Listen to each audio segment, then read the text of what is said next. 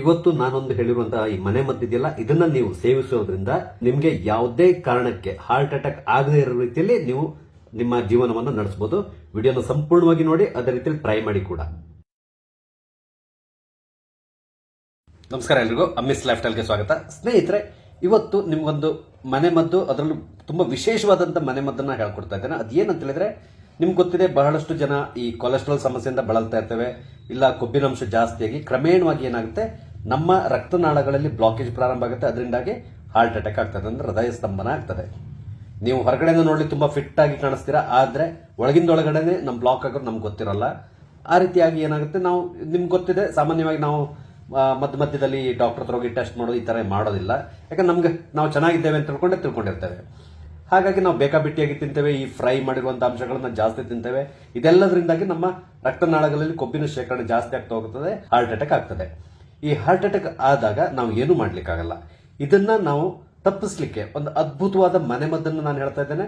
ಇದನ್ನ ಮಾಡ್ಲಿಕ್ಕೆ ನಿಮ್ಗೆ ಬೇಕಿರೋದು ಕೇವಲ ಮೂರೇ ಇಂಗ್ರೀಡಿಯೆಂಟ್: ಶುಂಠಿ, ವಿಳ್ಯದೆಲೆ ಅಥವಾ ಬೀಟಲ್ ಲೀವ್ಸ್ ಅಂತ ಹೇಳ್ತೀರಾ, ನಂತರ ಬೆಳ್ಳುಳ್ಳಿ. ಇಷ್ಟು ಮಾತ್ರ ಬೇಕಿರೋದು. ಬನ್ನಿ ಇದನ್ನ ಮಾಡೋದು ಹೇಗೆ ಅಂತ ಹೇಳ್ತಾರೆ. ತುಂಬಾ ಸಿಂಪಲ್. ಫುಲ್ ವಿಡಿಯೋನ ನೋಡಿ, ನಿಮ್ಗೆ ತುಂಬಾ ಹೆಲ್ಪ್ ಆಗುವಂತ ವಿಡಿಯೋ ಇದು. 3 ನಾಟಿ ವೀಳ್ಯದೆಲೆ ನಾನು ತಗೊಂಡಿದ್ದೇನೆ. ನೀವು ನಾಟಿ ಎಲೆ ಸಿಕ್ಕಿದ್ರೆ ತಗೊಳ್ಳಿ, ಇಲ್ಲಾಂದ್ರೆ ಬೇರೆ ವೀಳ್ಯದೆಲೆ ತಗೊಂಡ್ರು ಅಡ್ಡಿಲ್ಲ. ನಾಟಿ ಆದ್ರೆ ತುಂಬಾ ಒಳ್ಳೇದು. ನಂತರ ಒಂದು ಚಿಕ್ಕ ಪೀಸು ಶುಂಠಿ, ನಾನೊಂದು ಹೆಚ್ಚು ಕಡಿಮೆ 1/4 ಇಂಚು ಶುಂಠಿ ಪೀಸ್ನ ತಗೊಳ್ಳಿ, ಅದ್ರ ಸಿಪ್ಪೆನ ತೆಗೆದು ತಗೊಳ್ಳಿ.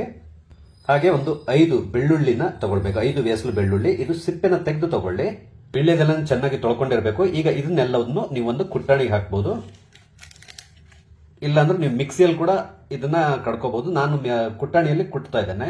ಕ್ಲೀನ್ ಆಗಿ ಇದನ್ನ ನಾವು ಕುಟ್ಟಿ ಒಂದು ರೀತಿ ಪೇಸ್ಟ್ ಟೈಪ್ ಮಾಡ್ಕೋಬೇಕು.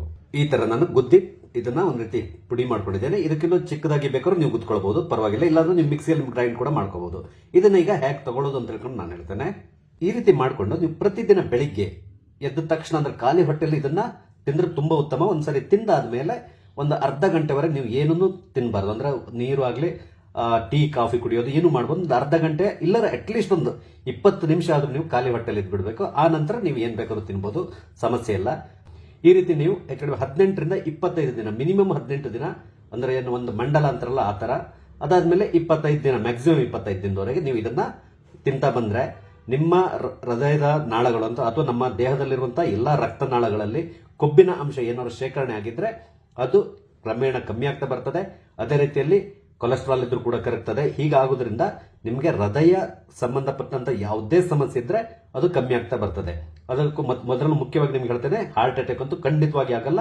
ಇದನ್ನ ಹೇಳಿರೋದು ಒಬ್ರು ಆಯುರ್ವೇದಿಕ್ ಡಾಕ್ಟರ್ ಹೇಳಿರೋದು, ಅದನ್ನ ನಾನು ನಿಮ್ ಜೊತೆ ಶೇರ್ ಮಾಡ್ಕೋತಾ ಇದ್ದೇನೆ.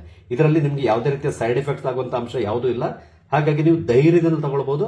ಮಕ್ಕಳಿಗೆ ಬೇಡ, ದೊಡ್ಡವರು ತಗೊಳ್ಳೋದು ಒಳ್ಳೆದಿದು. ಇದನ್ನು ನೀವು ವರ್ಷದಲ್ಲಿ, ಈಗ ಹೇಳಿದ್ನಲ್ಲ, ವರ್ಷದಲ್ಲಿ ಒಂದು ಸಾರಿ ಈ ತರ ಮಾಡಬೇಕು. ಅಂದ್ರೆ 18ರಿಂದ 25 ದಿನ, ಒಂದು ವರ್ಷದಲ್ಲಿ ಒಮ್ಮೆ ಮಾತ್ರ. ಈಗ ಒಂದ್ಸರಿ ನೀವು ಮಾಡಿದ್ರೆ ಅದನ್ನ ನಿಲ್ಲಿಸ್ಬಿಡಿ, ಡೇಟ್ ನೆನ್ಪಿಟ್ಕೊಂಡ್ಬಿಡಿ. ಬರುವ ವರ್ಷ ಜುಲೈ ಅಥವಾ ಆಗಸ್ಟ್ ನಲ್ಲಿ ಆ ರೀತಿಯಲ್ಲಿ ಪುನಃ ಪ್ರಾರಂಭ ಮಾಡಬೇಕು. ಇದನ್ನ ನೀವು ಇವತ್ತಿನಿಂದಾನೆ, ಅಂದ್ರೆ ನಾಳೆ ಬೆಳಿಗ್ಗೆಯಿಂದಾನೆ ನೀವು ಪ್ರಾರಂಭ ಮಾಡಿ. ರಿಸಲ್ಟ್ ನಿಮ್ಗೆ ಗೊತ್ತಾಗ್ತದೆ. ನಿಮ್ಗೆ ಏನೋ ಕೊಲೆಸ್ಟ್ರಾಲ್ ಈ ತರ ಇದ್ರೆ ನೀವು ನಂತರ ಒಂದು 18, 25 ದಿನ ಆದ್ಮೇಲೆ ಹೋಗಿ ಒಮ್ಮೆ ಡಾಕ್ಟರ್ ಹತ್ರ ಚೆಕ್ ಮಾಡಿಸಿದಾಗ ನಿಮ್ಗೆ ಗೊತ್ತಾಗ್ತದೆ.